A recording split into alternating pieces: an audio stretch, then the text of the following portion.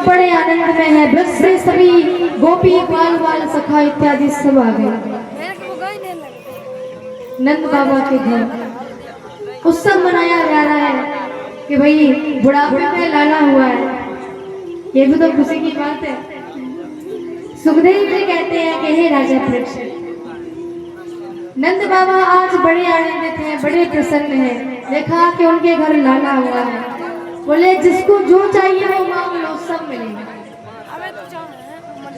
धीरे धीरे समय व्यतीत हुआ।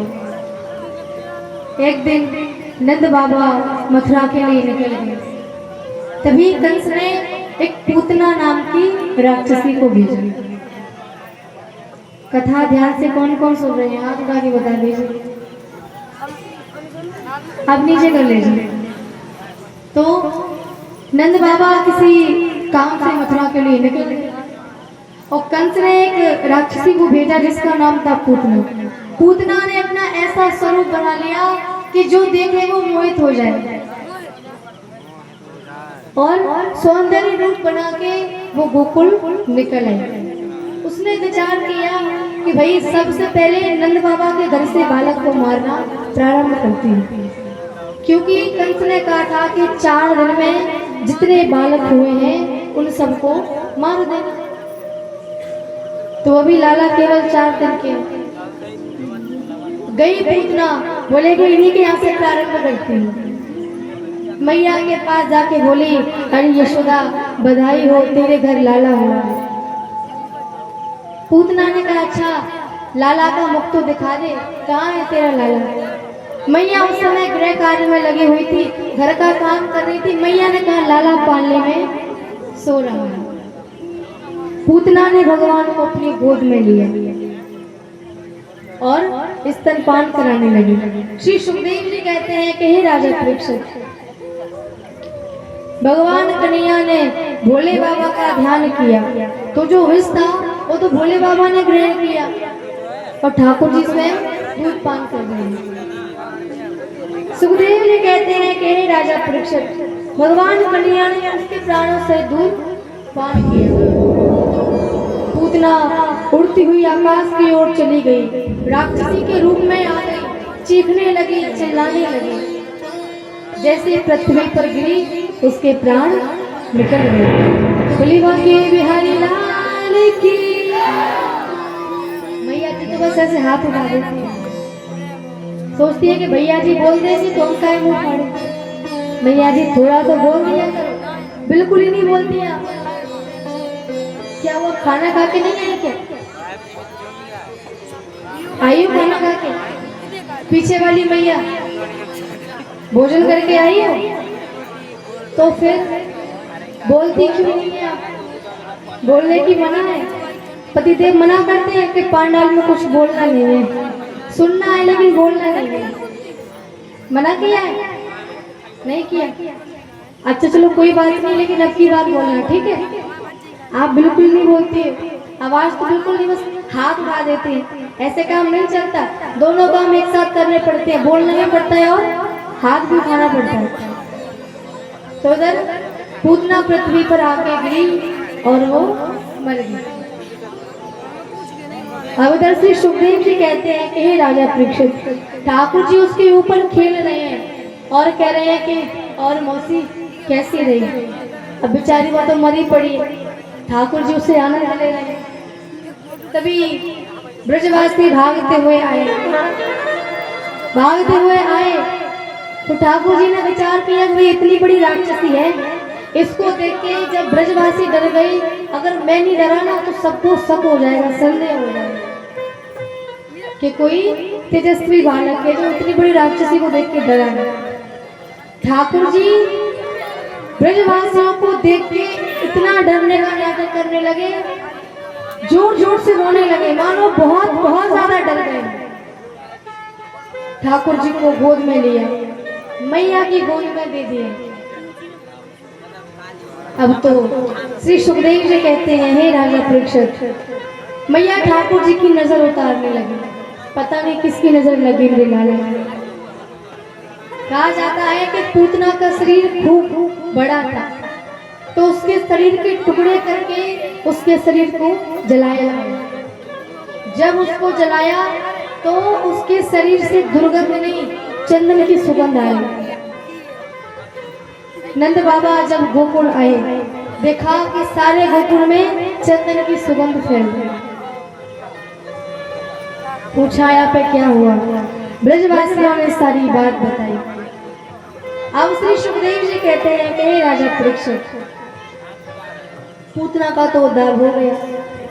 अब इधर कैलाश पर्वत पे भगवान भोले बाबा को जब पता चला कि मेरे इष्ट देव प्रभु ने ब्रज में अवतार लिया, उनका प्राकट्य हुआ है, तो भोले बाबा की इच्छा हुई कि क्यों ना मैं अपने प्रभु के दर्शन करूं। इस कथा को थोड़े ध्यान से सुनना, बड़ा आनंद आएगा, क्योंकि बाबा मिलने आ रहे हैं अपने प्रभु से। तो बाबा विचार करने लगे कि प्राकट्य हुआ है तो क्यों ना मैं प्रभु के बाल रूप के दर्शन करूं। वैसे तो सभी रूप के दर्शन किए हैं, लेकिन बाल रूप का कभी दर्शन नहीं किया।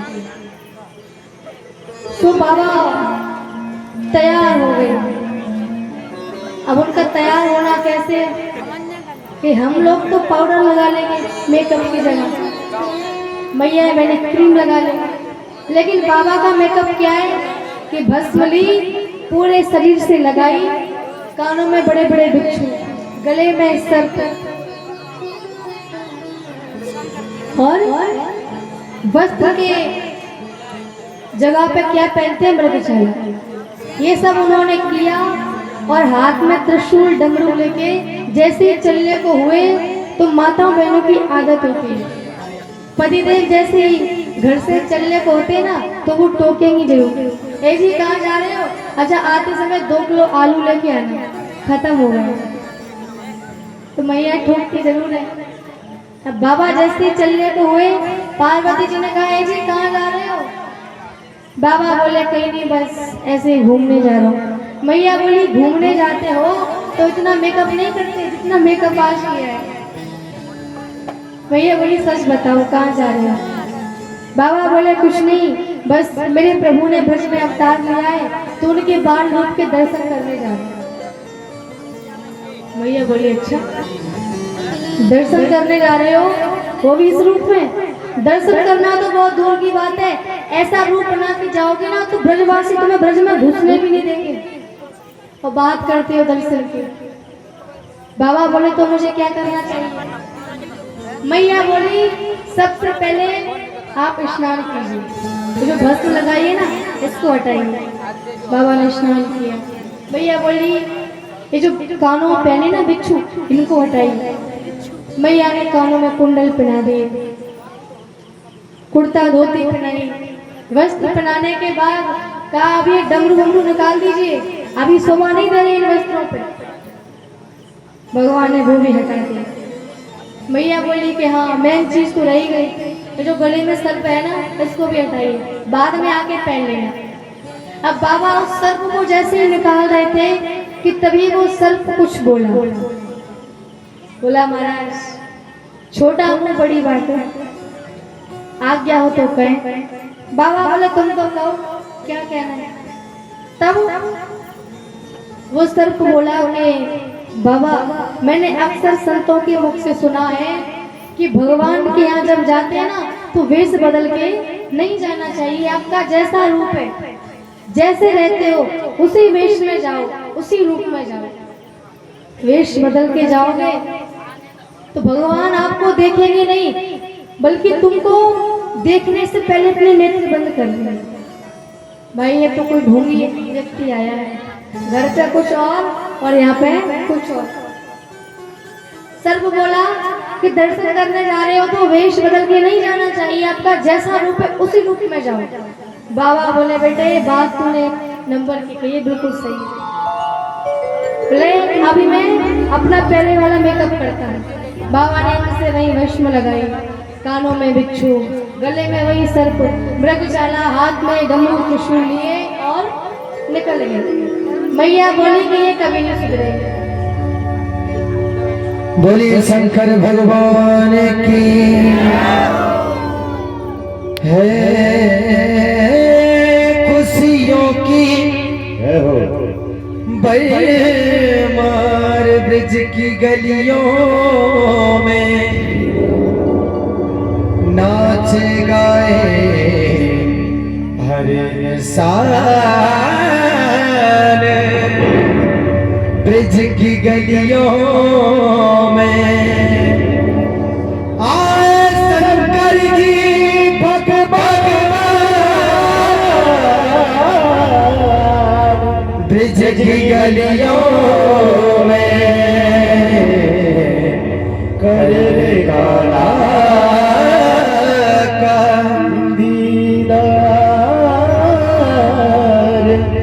ब्रज के गलियों